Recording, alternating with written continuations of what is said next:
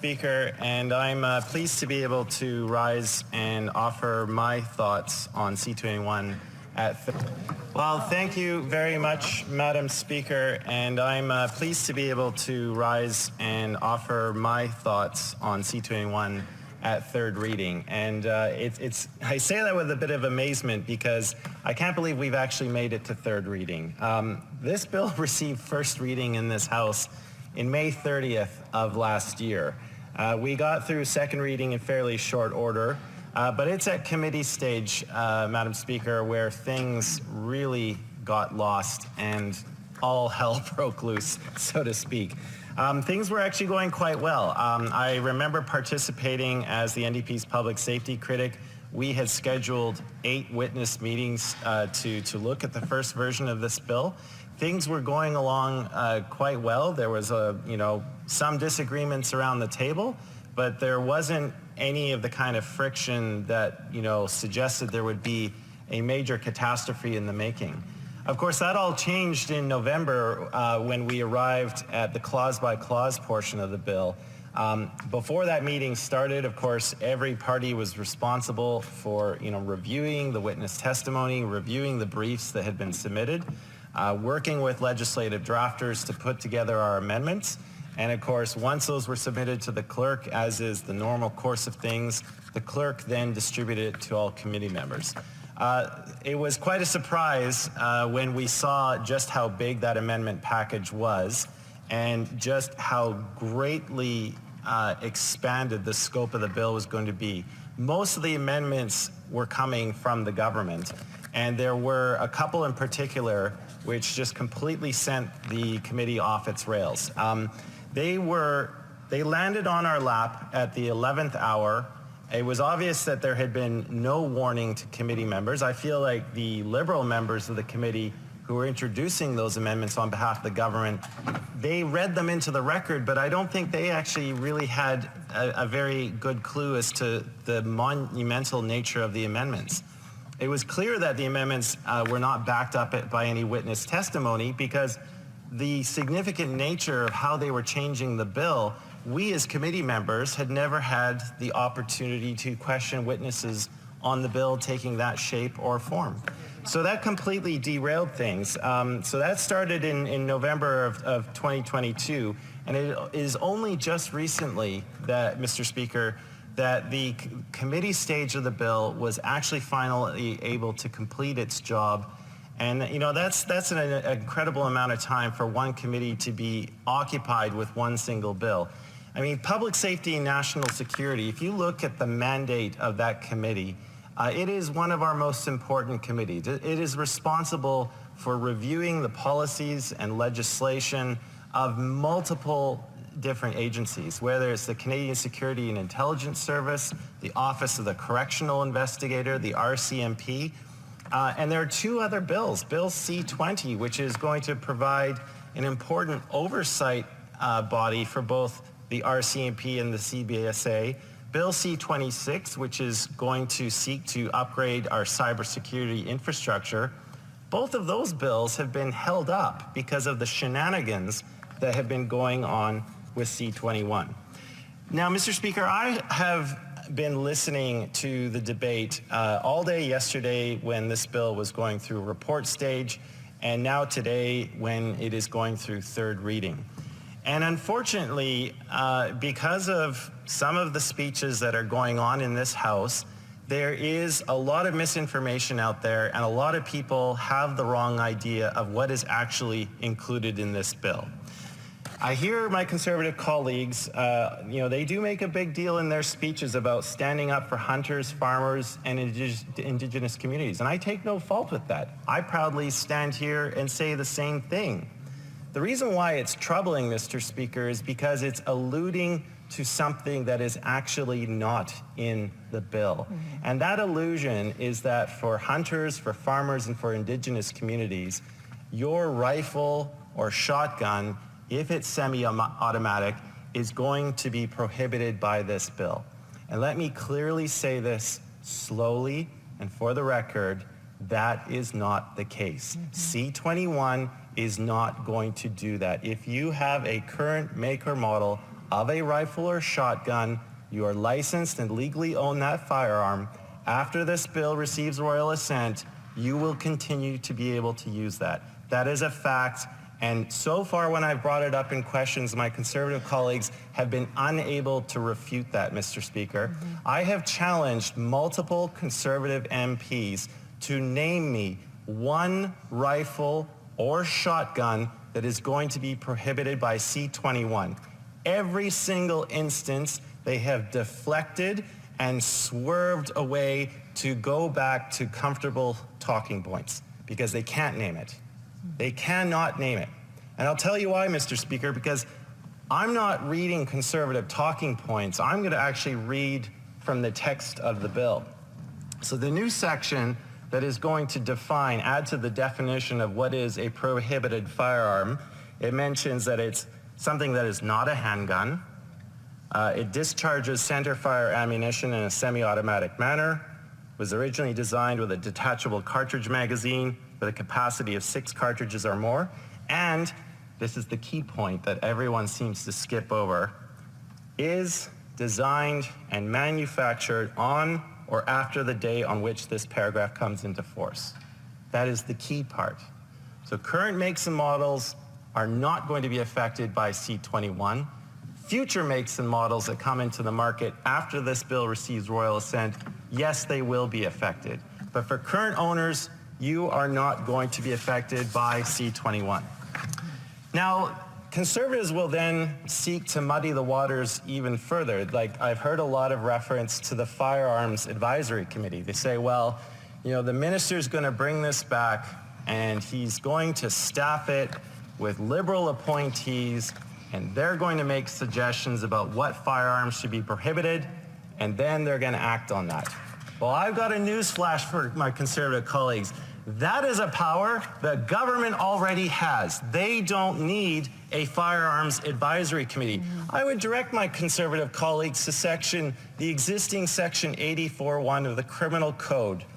It says right there that the government can change the definition of what a prohibited firearm, and I'll quote, any firearms that are prescribed to be a prohibited firearm. Prescribed is the key word there, Mr. Speaker, because that means it can be done by cabinet decree. And if they don't believe me, how did the government get the authority in May of 2020 to issue an order in council? 1,500 makes and models, done through the Canada Gazette, done under existing powers.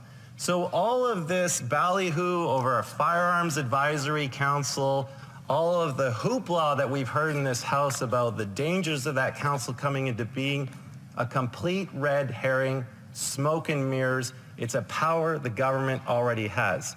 And in fact, I would rebut them on that argument, saying that if the minister currently has that power to do so unilaterally through an order in council cabinet decree, is it not a good thing to at least have an advisory council to talk to the minister about maybe that's not a good idea? I mean, if we can in fact ensure that the advisory council has Indigenous representation, has representation from the hunting community, has representation from the sport shooting community, in my mind, that's a good thing. So, I mean, I'll let them continue saying that, but they know they cannot argue with me on those facts because, again, I'm reading from the bill and I'm reading from existing provisions of the Criminal Code. So if they're going to try and muddy the waters, you know, they can try and argue their way out of it, but you can't change the facts, Mr. Speaker. Now, I want to turn to something more positive, to the airsoft community. You know, last summer, I had the pleasure of visiting the Victoria Fish and Game Club. And I don't know if you've been to Vancouver Island, Mr. Speaker, but in the middle of my riding is the Malahat Mountain. So it's the big mountain that separates the Cowichan Valley from the city of Langford and the whole West Shore. And, you know, it's the traditional territory of the Malahat people. But on top of there is where the Victoria Fish and Game Club is, a beautiful property. And right beside it, they have an amazing forest setting for their airsoft games. And I went out there with one of my constituency assistants on a weekend, They invited us to come and see a match, and we got to don the referee uniform so we could walk out in the middle of a pitched battle. I think one of my constituency assistants accidentally got shot, but it was so fun to see just like how much fun these players were having, and to talk to them about how passionate they were with their sport, to really understand that like this is more than a hobby for them. This is something that allows them to get out into the great outdoors with their family and their friends. And they said, we're really worried about C-21 because of the section in the bill that is basically going to turn our airsoft rifles into prohibited devices. And so I invited some of them, I think with other colleagues around the committee table, to come to committee to submit briefs to say their piece. And I have to say that to the representatives of the airsoft industry, the manufacturers, and to the players' associations, you did yourselves proud, you made a good argument, you convinced minds around the committee, you did what is done in a democratic system, you fought for change, and you achieved that change, because the NDP amendment that was put forward to delete the offending sections from the bill was passed, and that is a victory for the airsoft community. All they are asking for is not the sledgehammer approach of legislation that was in the original version of C-21, but a regulatory approach. They are more than willing to work with government on a regulatory approach. That message was heard, and that is something that I think all parliamentarians can celebrate. Now, let me turn to the handgun freeze and the amendment that we attempted to expand the exceptions of the handgun freeze to allow for other sport shooting disciplines. So, as the bill is currently written at this third reading stage, Mr. Speaker, the only exemptions that exist, I use exemptions and exceptions interchangeably, means the same thing, but it's limited to people who are at an extremely elite level, to Olympic athletes and Paralympic athletes. I felt, after speaking to members of my community who participate in the International Practical Shooting Confederation, I've spoken to members who are in single action shooting as well, I felt that these are athletes. They train for what they do. They're passionate about their sport, and they deserve to have exemptions as well. So I put forward an amendment to try and expand that. That amendment almost did pass.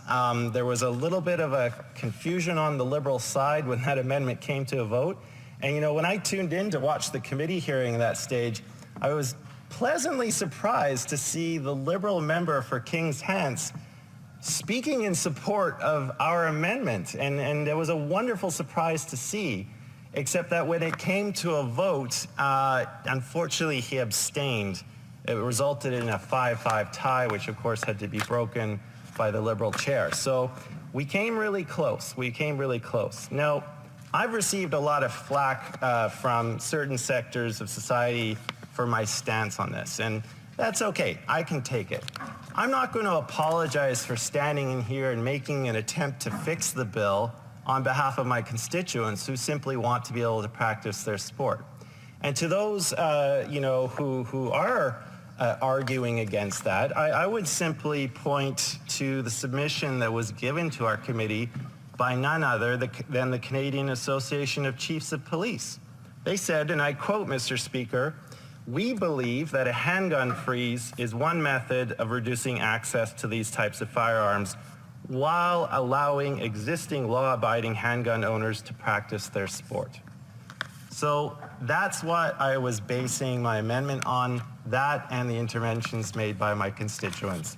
We tried our best at committee to make that change. Unfortunately, due to the votes falling the way they did with the Liberals in the bloc, it unfortunately did not pass. And I'll give you another reason, Mr. Speaker. The top IPSC competitors were telling me that they shoot about 50,000 rounds of ammunition a year. I mean, that's an incredible amount. And you have to understand that, a handgun is essentially a mechanical device. And if you're shooting it 50,000 times a year, they break down. And sometimes they have to be replaced. And in my mind, it wasn't fair allowing an exception for an athlete at that caliber to have the means to be able to replace a tool that they use to compete. So we may have lost this particular battle, but I can tell people who are members of those sport shooting disciplines that I will continue to pursue this issue. I will find other avenues to fight to make sure that your sport has an exemption. So we have completed the report stage part of this bill. Mr. Speaker, I also want to talk, because there has been some controversy from some women's groups who were unhappy with the red flag provisions of the law. I understand that. I mean, when I approached the committee hearings on this, I understood the controversy that existed around red flag. There were some women's groups that felt that adding this extra layer of bureaucracy through the court system did not serve women and people who were in vulnerable situations where firearms might be present, that we should have a properly equipped and responsive police force. And I agree with them. But I will turn critics, I'll turn their attention to the National Association of Women in the Law, because when C-21 was reported back to the House, they let out, they stated some public tweets. They're all up there for people to read. And they said that with all of the amendments that were proposed, these are some of the ways that it's going to make women safer. Number one, the provision on license revocation when someone has committed violence is now strengthened and clarified. A license must be revoked when there are reasonable grounds to suspect that an individual may have engaged in family violence. People who have been subject to a protection order will now be ineligible to hold a license if they could pose a threat or risk to the safety of another person. This way, safety comes first, and that is the onus test. The bill also it did have no timelines to reacting to danger or domestic violence. Thanks to the adoption of some of their recommendations and amendments, there's now a statutory duty to act within 24 hours. This is going to serve to protect women at a critical time of separation when the risk of violence is at its highest. So, a lot about this bill has been subsumed by the debate over hunting rifles and shotguns, over airsoft and the handgun freeze. And it's important for us to realize that there are actually in the heart of the bill some very important measures which have now been improved by the committee. And I'm proud, if the National Association of Women in the Law, I've worked with this organization, I respect the submissions that they've made. If they're willing to come out and publicly endorse the bill in this way, I'm glad to have their support as a stakeholder, and I give it a lot of credence. I also, Madam Speaker, want to talk about ghost guns. A lot has been talked about that. That's another sort of unsung hero part of this bill. We heard from law enforcement, and I want to read into the record the testimony that came from Inspector Michael Rowe, who is a staff sergeant of the Vancouver Police Department. He said, quote, "In addition to what is already included in Bill C-21, I would ask that this committee to consider regulating the possession, sale, and importation of firearms parts used to manufacture ghost guns, such as barrels, slides, and trigger assemblies. These parts are currently lawful to purchase and possess without a license, and they can be purchased online or imported from the United States. The emergence of privately made firearms has reduced the significance of currently regulated receivers and increased the importance of currently unregulated gun parts that are needed to finish a 3D printed receiver and turn it into a functioning firearm." So that is the request coming from law enforcement. We know this is a growing problem, and they asked for a specific legislative fix to this problem. I'm proud to see that the Public Safety Committee delivered on that request from law enforcement. I'll end here, Madam Speaker. Much has been said about Indigenous communities. They are the ones who led the way in opposition to this bill. I remember in December when the Assembly of First Nations came out with a unanimous emergency resolution opposing those 11th hour amendments that were made by the Liberal government. They went against the spirit of the UN Declaration on the Rights of Indigenous Peoples, and they helped us understand as parliamentarians that these are not toys, they are not hobbies, they are ways of life. And in some Indigenous communities, they are necessary for the protection of life. I'm glad to see that the committee listened, no current make or model of a rifle or shotgun that is currently in use in Indigenous communities is touched by C-21. And the committee went further and added a clause which now references Section 35 of the Constitution Act to show that Indigenous rights are upheld. So I'll conclude, Madam Speaker, by saying that I can honestly go back to the hunters, farmers, and Indigenous communities in my riding, Cowichan, Malahat, Langford, and say, your currently owned firearms are safe. I'm glad we were able to force the government's hand on this matter, and that's where I'll conclude. Thank you, Madam Speaker. Questions and comments? The Honourable Parliamentary Secretary to the Minister of Canadian Heritage. Thank you very much, Madam Speaker. I'd like to thank the Honourable Member for his speech and for all his work on the Public Safety Committee. I guess throughout this debate, I've been seeing a lot of misinformation and disinformation, especially from gun lobby groups. Choose a lot, and the Conservative Party would go hand in hand.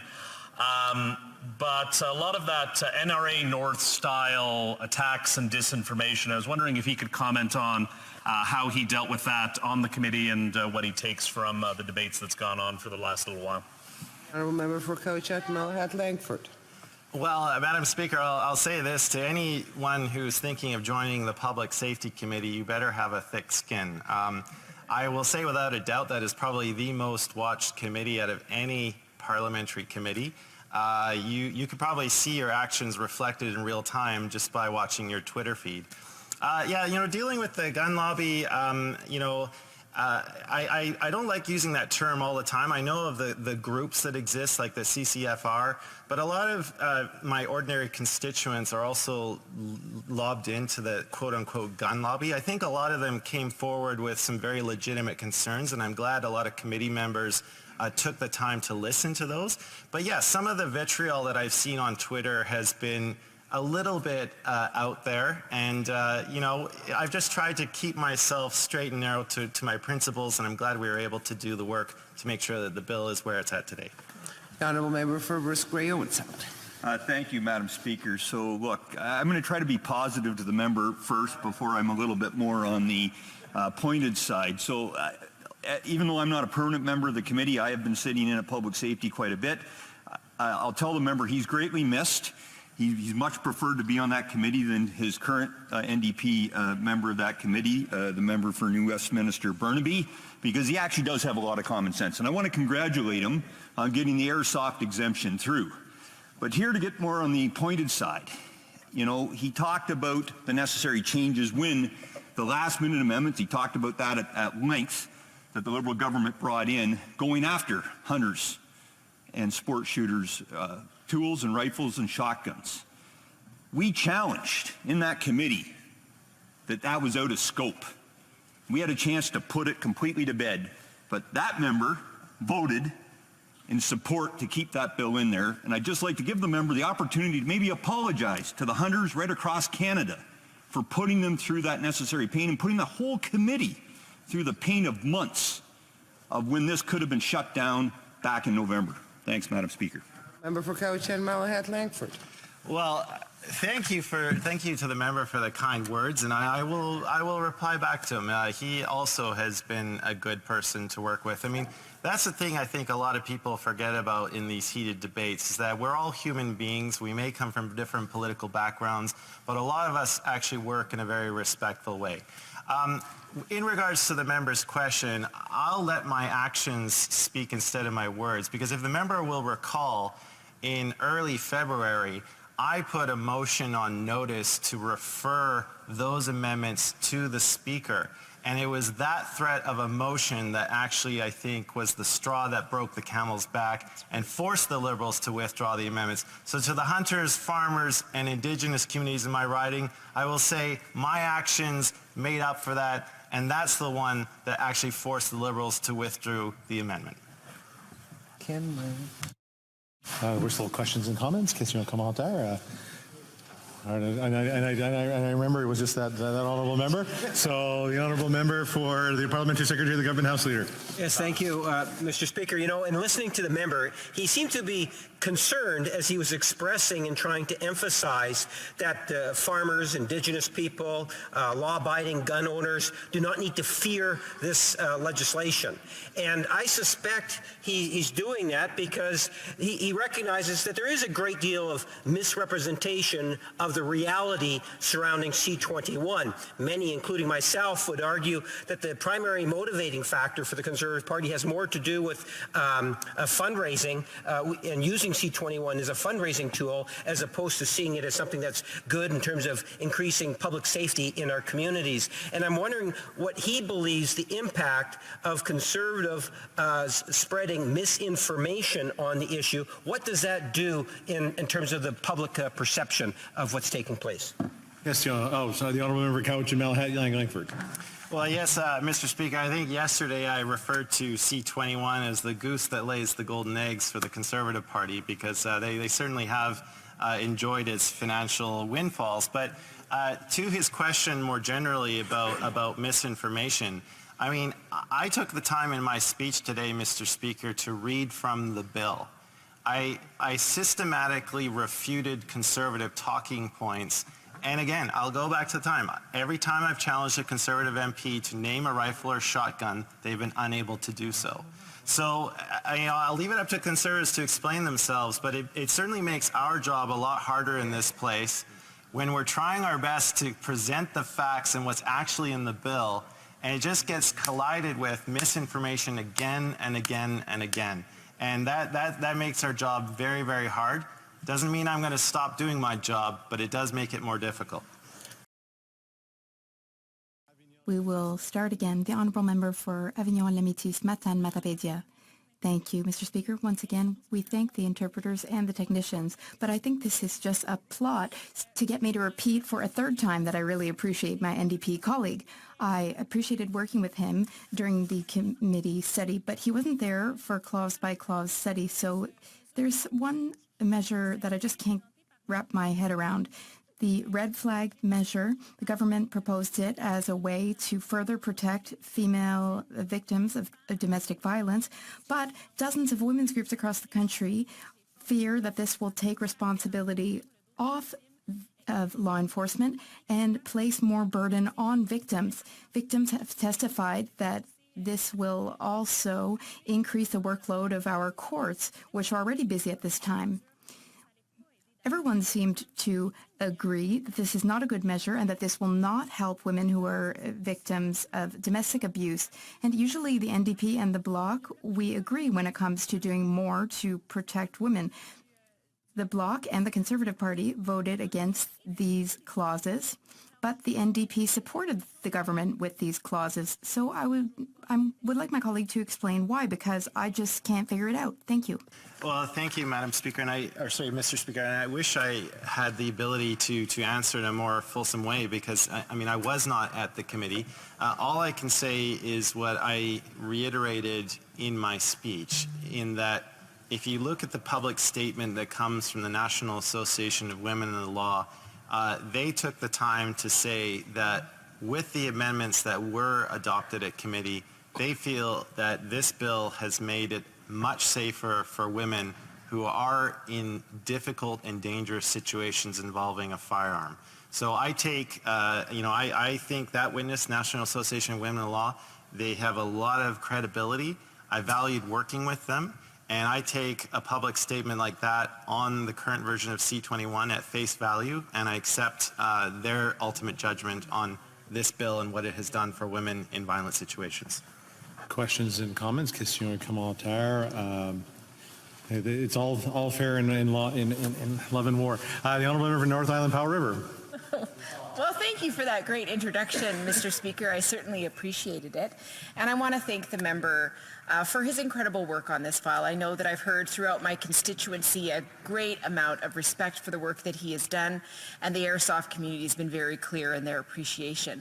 I'm just wondering if the member could answer this question. I know that I've talked to a lot of gun owners, Indigenous people across my riding, And one of the things that I've actually found for the most part is there is a common sense, reasonable discussion. And I really respect the people who've talked to me, and we've had really good conversations about this issue because it is complex and there are challenges to it. And I'm just wondering if the member could talk about how this government could do a better job of actually talking to the people who use these tools for very specific reasons that don't harm the larger community, and how that could better be reflected in their legislation. Thank you. Honourable member for Cowichan Malahat Langford, about 20 seconds, but I'll let him answer. Thank you, Mr. Speaker. And this allows me to give a shout out to our dear colleague, the member for Nunavut, because she also helped educate me on the way of life that is present in the North. Look, it became very clear after these amendments were dropped, we had Indigenous witnesses come before our committee, and it was clear that consultation had not happened. And, you know, given this government has attached so much importance to that relationship, and the fact that they passed legislation saying federal laws had to be in harmony with the UN Declaration on the Rights of Indigenous Peoples, it was quite obvious that those amendments were dropped with no consultation, and through Indigenous efforts and the pressure they put on government, they can take a bow because they are the ones that forced this government to backtrack to respect their way of life. Thank you very much.